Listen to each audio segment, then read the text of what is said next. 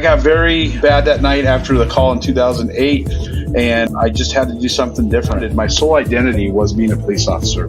My life was kind of spiraling, and so I decided to start doing stand-up, and stand-up was my way out to release and separate myself from the job and really just find something else to do. I've had a lot of cops come up to me after the show and say, I've had a really rough time lately, and I really needed this, and you really made me feel happy tonight with laughing and everything. Every month I'm doing something somewhere in the country for a law enforcement organization, but I also do other stuff, like I'm performing for a group of electricians this weekend. A lot of the stuff that I talk about, 95% of it is really true stories in some way that I've twisted, but I've been able to take that from my experiences and put it on stage. Welcome to another episode of Responder Resilience. Today we're speaking with Vinnie Montez. He's a retired police commander and currently he's a PIO. We'll be talking about the intersection of comedy and law enforcement, mental health and humor, and personal growth through comedy and service. We invite you to like and subscribe YouTube, Responder Resilience, Facebook, Responder Wellness Inc., and Responder TV. We're on LinkedIn, Apple Podcasts, Spotify, and check out our website, respondertv.com, for past episodes and guest information.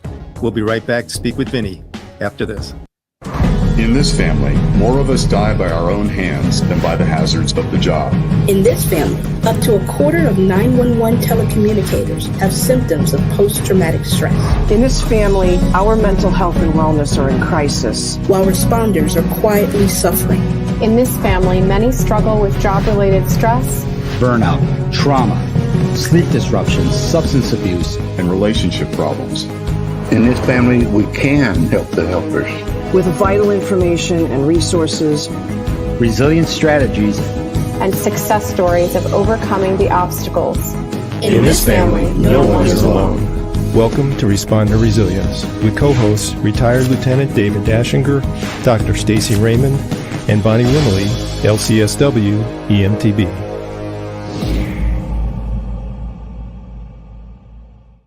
Today's guest is Vinnie Montez. He's a retired commander from Colorado Sheriff's Office, where he spent over 2 decades dedicated to public service, and he continues to serve the Sheriff's Office as the Public Information Officer, managing communications for the agency.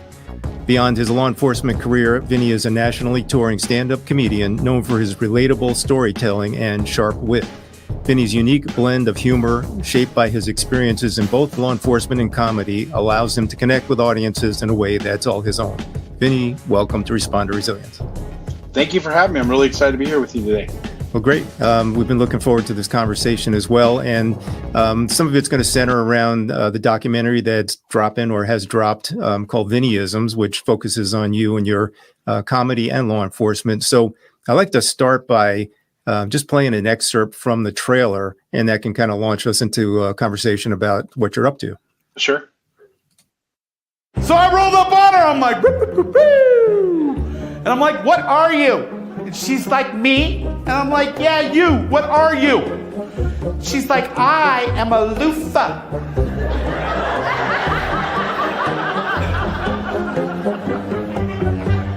When people find out that I'm not only a cop, but a stand-up comedian, I think their first reaction is probably what I usually get when I come off stage.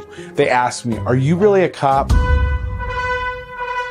My mother, you may not understand, man, she is the Mexican Wolverine. When I grew up, man, she is the toughest woman I have ever met in my entire life, right?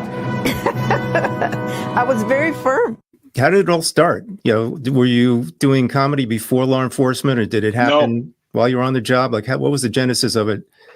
So I started my career in law enforcement as law enforcement explorer at the age of 14. So I was like 1990.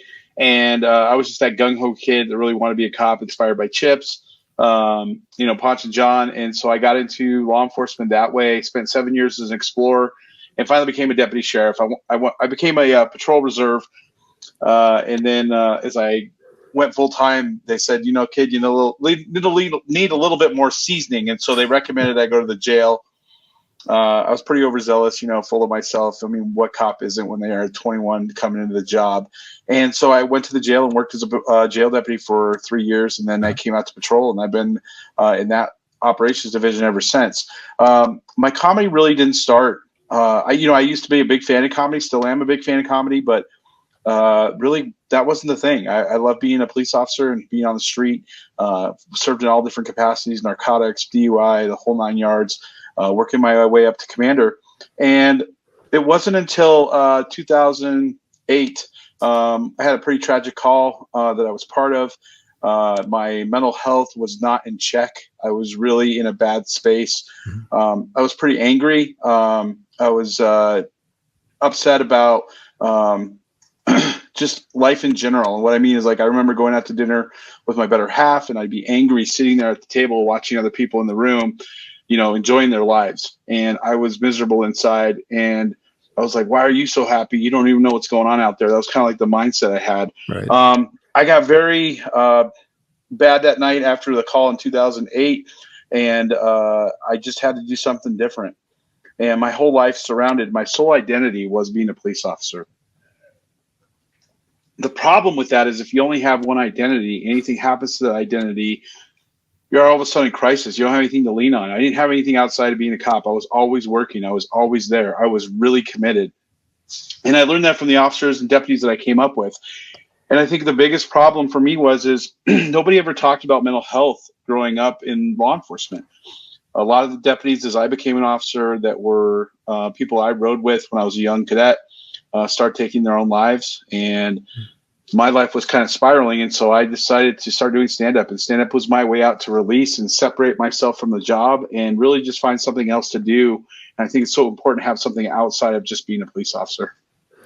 Yeah, that's it's a common thread. We're starting to find people using art, music, writing, different forms of creative expression to kind of process and kind of be resilient on the job. So how does comedy, how did that help you pull out of that spiral in 2008? Well, it just allowed me to do something where I was processing my feelings. So I was writing, I still write a lot. I'm always coming up with ideas to do comedy, but it took me out of that mindset of being a cop all the time. And I was being creative. I was taking my inner thoughts. I was working through and processing things. And it gave me the courage to, if I could stand up and get up on a stage, I can have the courage to go seek counseling out.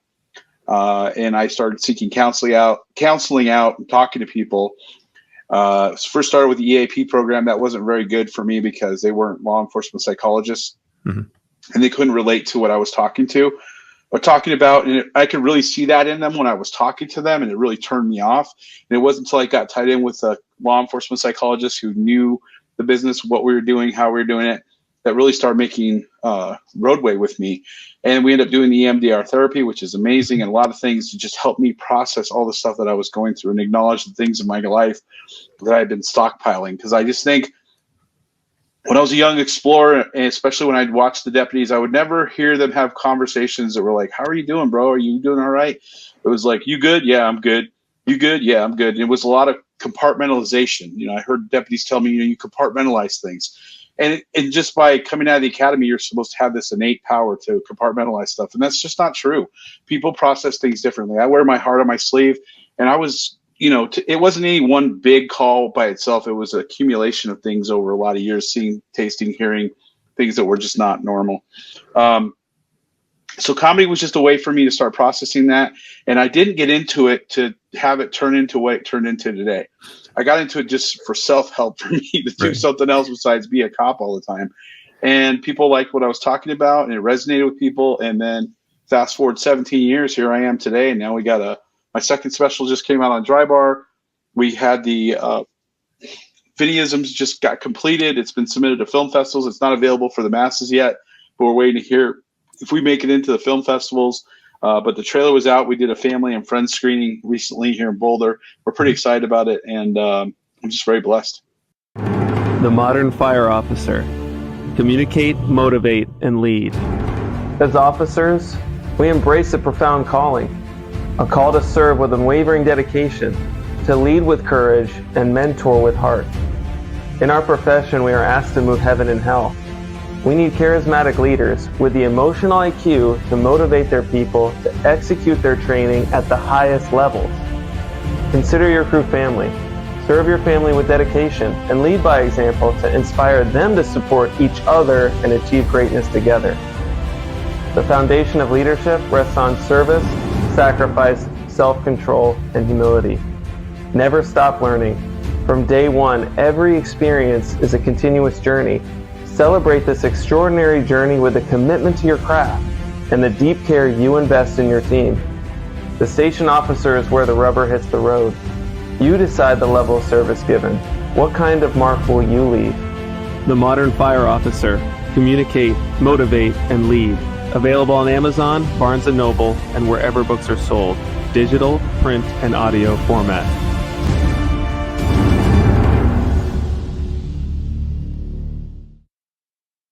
Congratulations on that journey you've started, and how great is it to create something outside of the profession that gives you an opportunity to be creative, have fun, and to maybe turn people on to some of the things they may not know about law enforcement. Are there things that you share in your stand-up that shine a light on law enforcement in a way that the civilian population may not be aware of?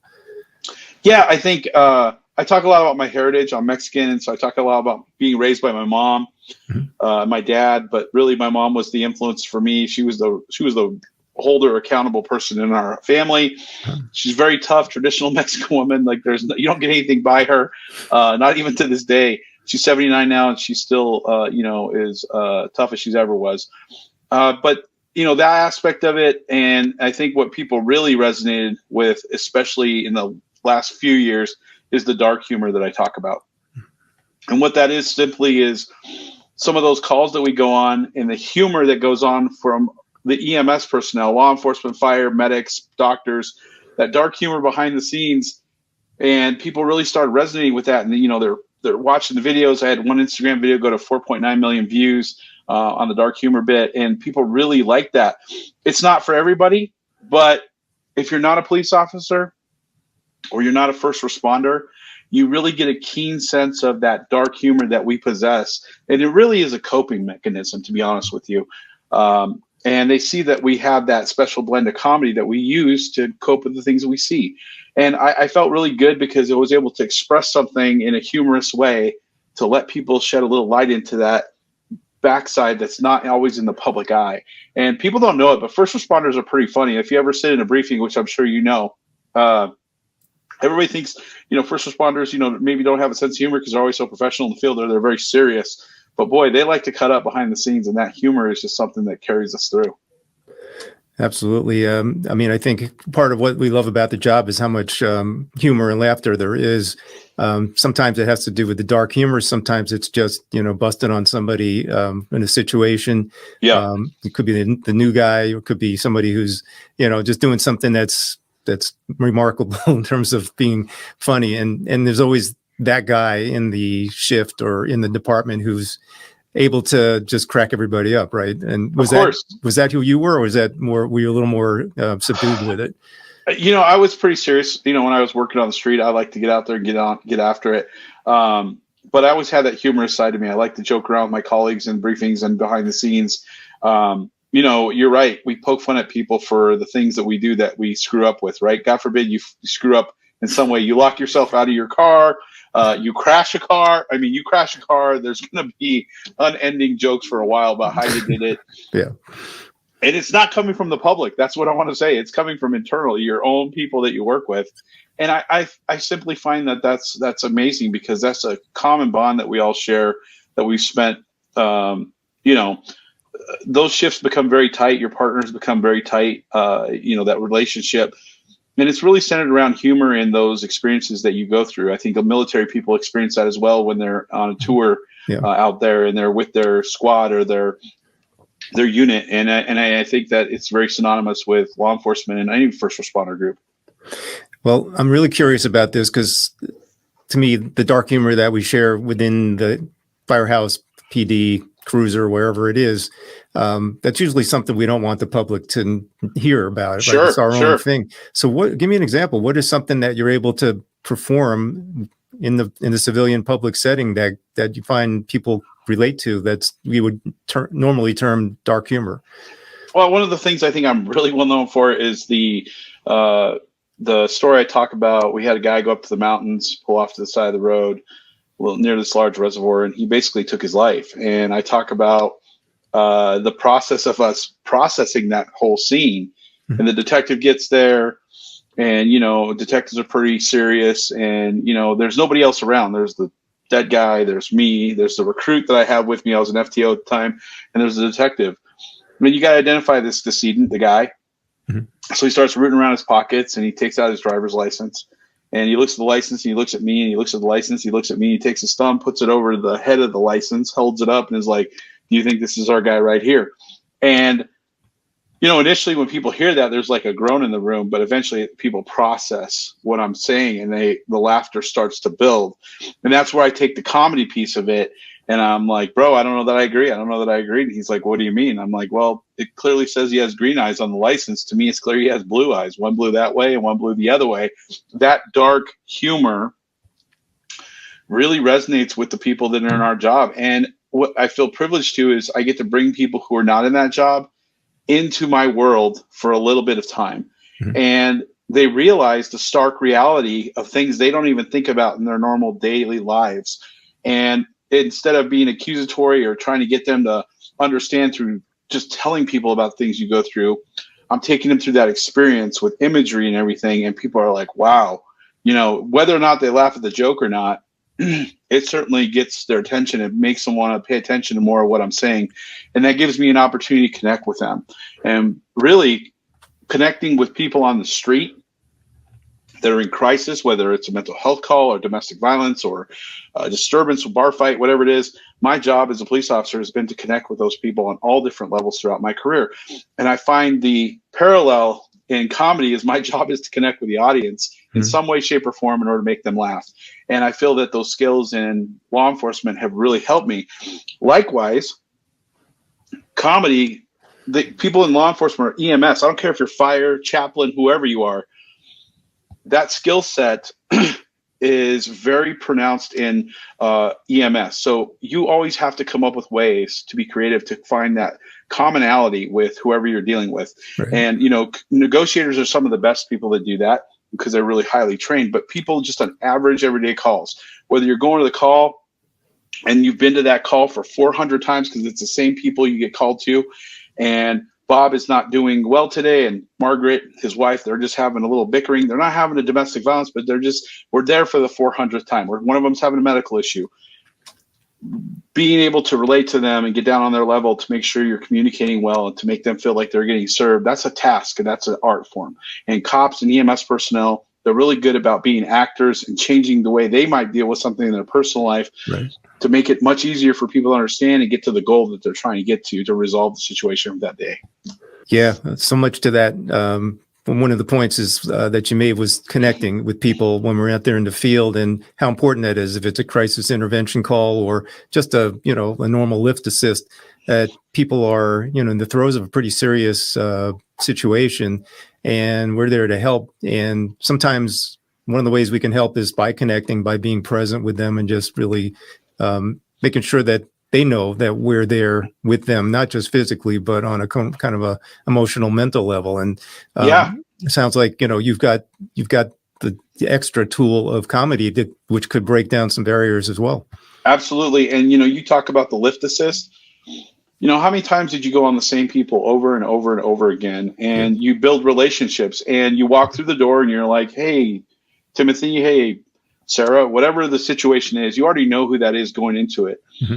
And whether people on the outside realize this or not, some of those people just need attention, and they don't get that contact. And so that contact with that first responder, whether they're a cop, a chaplain, a fire medic, whatever it is, that may be their only contact they have with anybody that day. And so it is really, a lot of people, I've realized that over the course of my career, that's very meaningful to them. So that tone that we set with them, whether it's humorous or light, how you doing today, sweetheart? What's going on? Is everything going all right? They look forward to that. And that may be a very precious thing to them in that interaction. And that sets the tone for the other first responders who are going to have to deal with them when you're not on watch. And it's another call that they're going to have to go to the same people over and over again. So we really have a big responsibility, but being able to make that connection through humor or whatever it is really helps us out in this job. And also it's helped me out quite a bit in comedy. Also, to your point about sharing what you do when you're doing your routine, how important is that in terms of the public perception of law enforcement? I know it's been a sort of a public relations nightmare for a while, and obviously the public can't know that much about our job. They only see what they see on TV and movies and the news. But you and I know there's a whole lot more that's going on during calls that the public probably never sees. So I love the fact that you're able to kind of share that in your comedy routine. How do you think that affects people's perception of law enforcement? Well, I think it affects people very well. One of the biggest comments I get all the time is like, "Are you really a police officer? I mean, did you really do that job, or are you just making this up?" And because they're not used to seeing cops in a humorous way. I mean, if you think about it, probably 8 out of 10 contacts that a person has with a law enforcement officer is either when they're in a bad situation, or it's a moment of crisis where things aren't going well for whatever reason. So it's a unique perspective to see an officer being funny and hilarious, and it just gives people a different purview as to how that person is and how I am. And I think that's also transitioned into law enforcement in 2024. Law enforcement agencies can't afford to appear robotic or this is the way we've always done it, so that's the way we're always going to do it. You really have to open up those avenues to reach out to the community. I'm very fortunate right now to be in that role of the PIO, and if you look at some of the social media for the sheriff's office where I work at right now, we've really tried to bridge that gap. We're doing all kinds of creative things to just really show the personality of the people who our officers represent. Like, we have some that are composers that were before they worked for us. We have other people that have vast experiences outside of law enforcement, and we're just showing that commonality that, hey, our people are just comprised of various backgrounds. And I think a lot of people just see, when a cop shows up, they see the uniform, the badge, the authority figure, as opposed to seeing the human being that's behind that. And so if we can humanize that and really show the aspect of, hey, we're just like everybody else, that is so critical, mission critical, developing rapport, and most importantly, trust within the community. Because if you have good trust in the community, they're willing to give you a little latitude when things really happen that are bad, such as officer-involved shootings or, really critical calls where the body camera may not look exactly right, but they're like, you know what, these people, the people up top, they really are open. They're honest about what's going on. They right away address questions that need to be addressed. And that all ties into same with comedy, where you just got to be open and vulnerable. They tell you when you start doing comedy, talk about what you know about. Don't guess at things that you don't know about. Talk about what you know about. And the reason you want to do that is because the people who are going to relate to you are going to relate to the stories that you tell, that you can truthfully tell, that are, of course there's a comedy aspect to it, but a lot of the stuff that I talk about, 95% of it is really true stories in some way that I've twisted, but I've been able to take that from my experiences and put it on stage.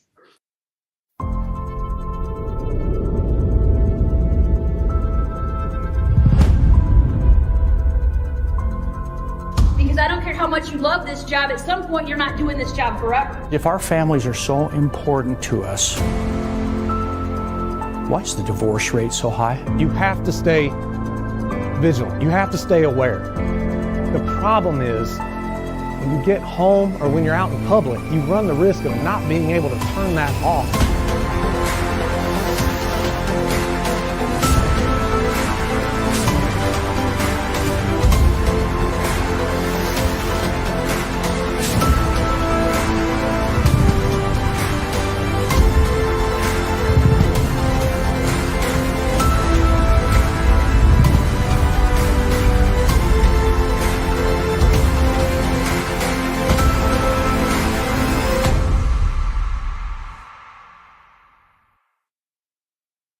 Yeah, I love the fact you're talking about stories. I mean, that's also a sort of a common thing we find in emergency services, right? People, oh yeah, you always got a story from that call, or this guy that used to work here, what he did that was, notable. Talk about your process. Like, how do you take something, say, that happened on the job and take it from there and create it into craft it into a routine or one of your jokes? So it really just starts out with a premise or an idea. Several years ago, we started, after Colorado legalized marijuana, we started having a lot of big 420 events. And we had this huge event with like 10,000 people. They'd put like fish manure on the field so people wouldn't come out. That didn't stop people. They came out by the thousands. And we're all working security for this event. And I'm like, there is no way we're not breathing all this smoke in.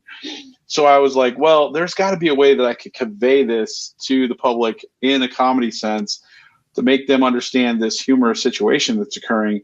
And so I wrote 420 Tickle Me Elmo. It took me 4 years to finally find the right way to get into it and finally be able to explain it on stage. And it was just doing it over and over and over again to try to find the right way, the right wording, because everything has a purpose in the comedy. Every single word, there's a timing, there's a beat.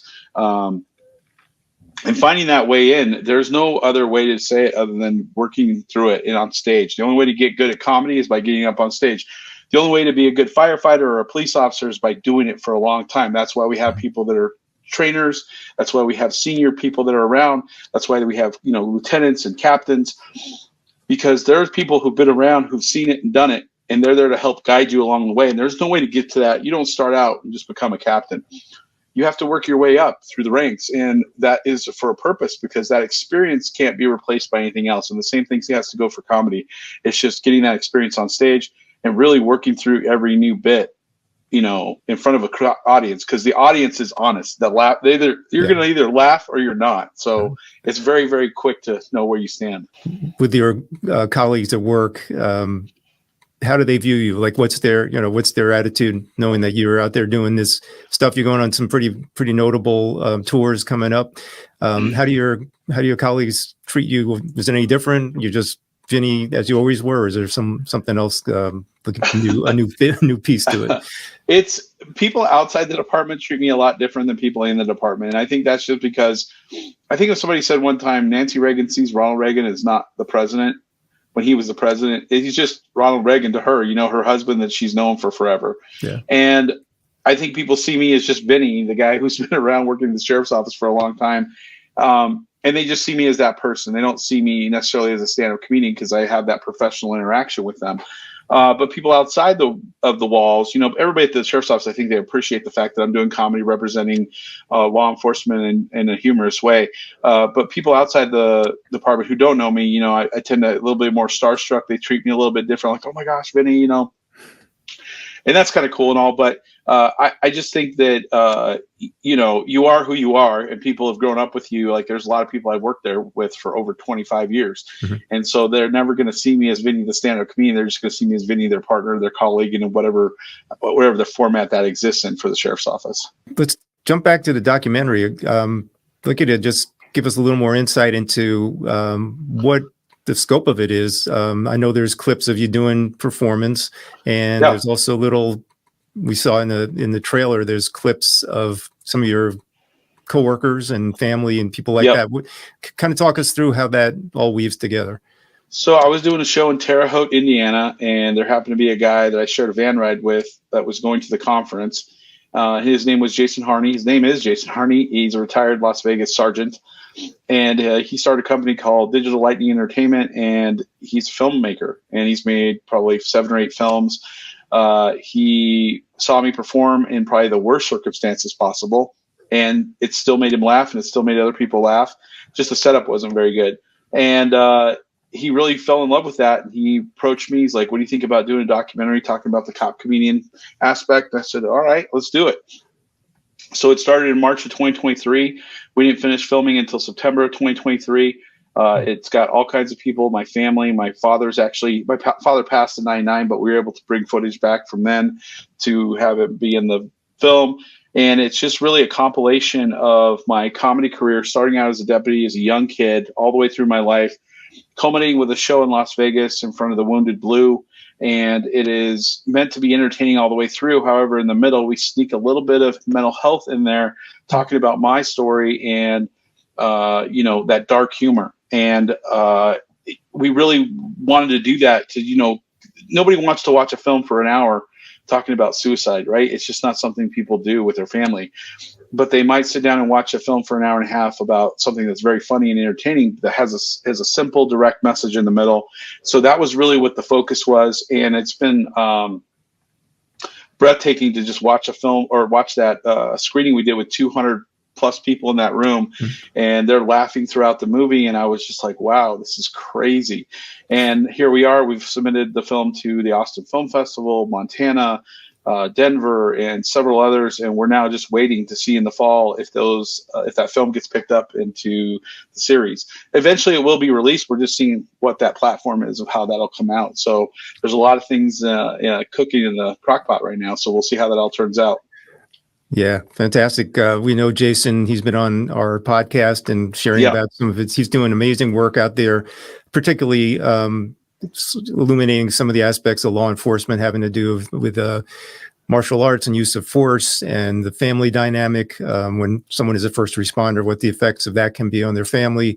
Right. And now this movie with you, Vinnie-isms. So it's just such a great opportunity.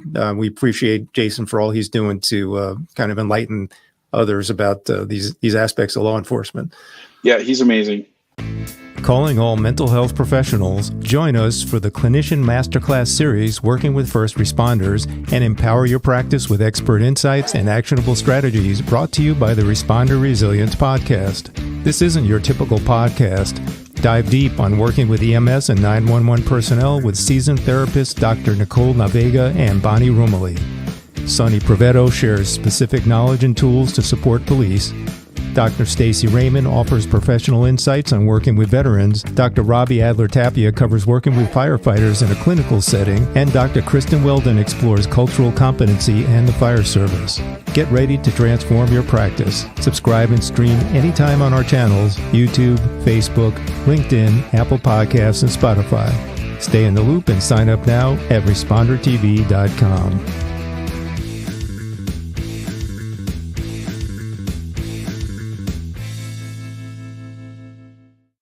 I'd love to play another clip from your documentary and then have you talk about it. Okay. Just clip number 2. I think that these stories he has from his job are so novel. Dispatch, go ahead.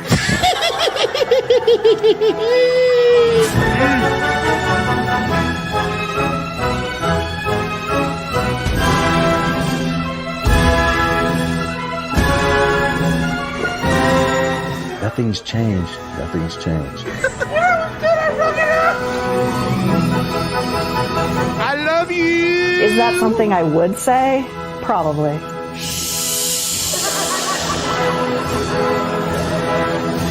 He's just got that. I like to hang with that guy.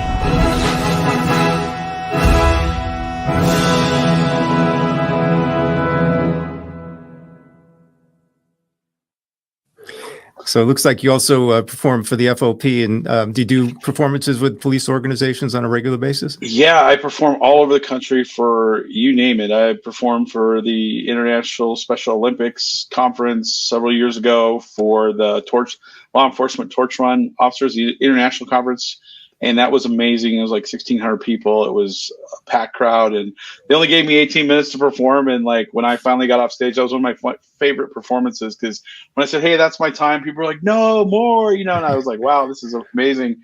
I just did a show for Project Never Broken in Indiana this last weekend, and that was to help with resiliency for law enforcement officers and support of them.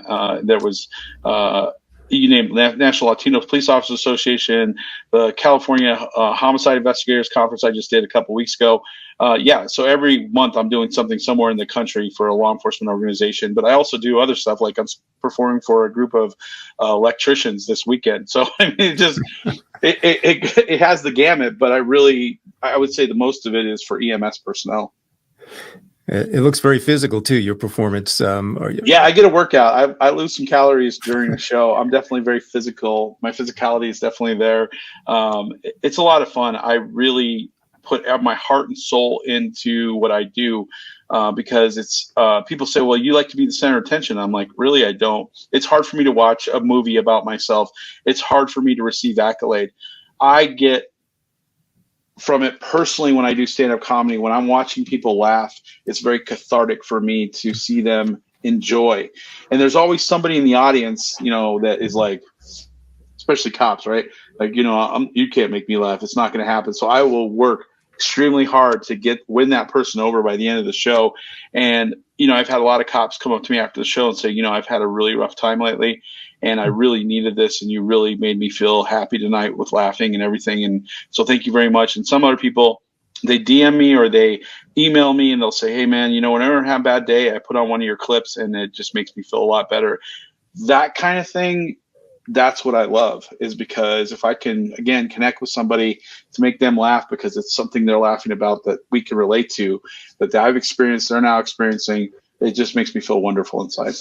Yeah, that's great. And gives people permission to laugh at, Absolutely. Sometimes we just have to laugh at ourselves or laugh at, what we're doing out there. Absolutely. Absolutely. Do you actually talk about mental health during your stand-up? Every single show that I perform at. I always take anywhere from 2 to 5 minutes, depending on, what I feel for the crowd. And it's a very short story. I tell people why I got into comedy, and then I share, there's people to your left and to your right. They're always willing to listen. So don't be afraid to reach out for help. And don't be stigmatized into thinking you can't talk about it. Because I used to think that you couldn't talk about it. I used to think that people around me would think that I was weird or I couldn't hold up my end on the street if I opened up about my mental health struggles. And truthfully, the more I talk about it now, and the more I talked about it and shared those things, a lot of people were like, man, I sometimes get that way too because of whatever. And really, it's kind of like everybody's dealing with this sorrow or depression or whatever they may be dealing with. They're dealing with it on their own. And they have this fear that if they say something, they're going to be ostracized. Well, I can tell you right now from my experience, that's completely counter to the way it is. And it makes you feel better when you can kind of commiserate with somebody else and you can share that and, feel like you're not alone. I think that was the hardest part for me. And it talks about it in the movie. It wasn't until I started sharing it, even my better half, she really didn't know what I was going through. And I thought I was doing her a service by not sharing that. And really what it was doing, it was building a wedge between us in some ways. I lost 2 relationships, Dave, before I ever was with Katrina. I lost those 2 relationships solely because I was dedicated to the job 150%. My whole life, like I told you, was committed to the agency. And I forewent time with her in those 2 relationships to, devote what you need to. And it's like anything, if you don't nurture it, it will find a way to go away. And that was really all on me. And I blame myself for that. But you know what? I learned from it. And I had to start dealing with those things. And here I am today, much stronger. I still struggle. with certain things. I get fixated on something and I start spinning a little bit. And Katrina will tell me once in a while, hey, we need to put your neuroses on hold for a minute. I got something I got to deal with. But she always comes back to me and we talk about it. And being open like that and have that ability to just share what I'm struggling with, that usually brings me back around because you're not dealing with it isolated and you're not alone. Right. Well, you're rocking it on so many levels, and you have some great stuff coming up. Tell us a little bit about you got a tour for 2025 that's Heroes Off-Duty Comedy Tour, and then you also have Vertical Horizon for the U.S. military in Poland. Speak about those. Yeah, so I was approached a few months ago to join a tour called the Heroes Off-Duty Tour. It's comprised of comedians who are either current or former doctors, military, police officers, firefighters, medics, you name it, they're part of this crew.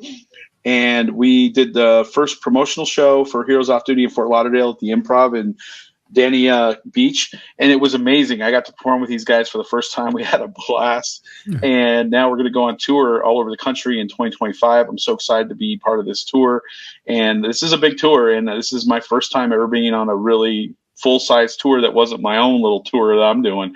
So I'm very blessed to be doing that.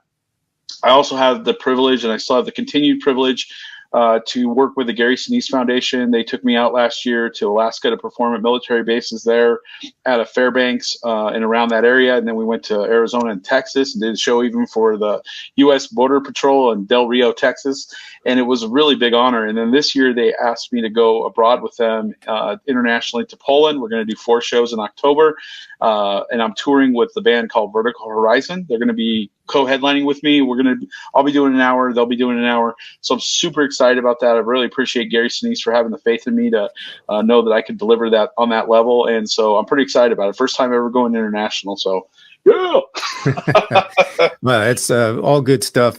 So good to see that your trajectory is going in such a wonderful direction. Thank you. So just share with us where people can find you.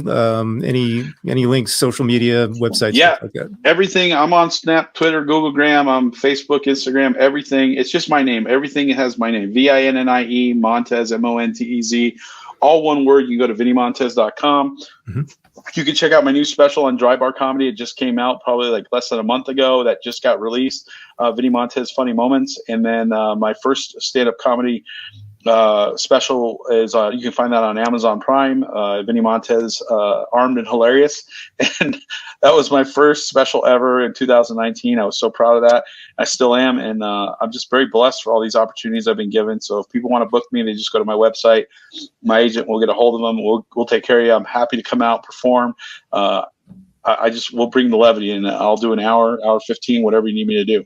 So good to speak with you and kind of see that you're shining, the lighter side in the time when we are so serious, right? We're serious doing their job. We're serious right now in this country. There's a lot of heavy stuff going on. Just the ability to laugh at ourselves and to look at it, in a way that's not heavy is just incredibly important. So thank you for doing that. Thank you so much. Vinnie, it's been a pleasure. We wish you continued success with all these great projects. Thank you very much. I'm excited, and I hope to see you at the show soon. Sounds good. Looking forward to it. Remember, like and subscribe. YouTube, Responder Resilience. Facebook, Responder Wellness Inc., Responder TV. LinkedIn, Apple Podcasts, and Spotify. And check out our website, respondertv.com, for past episodes and guest information. Until the next time, stay safe, be kind to yourself. Take care.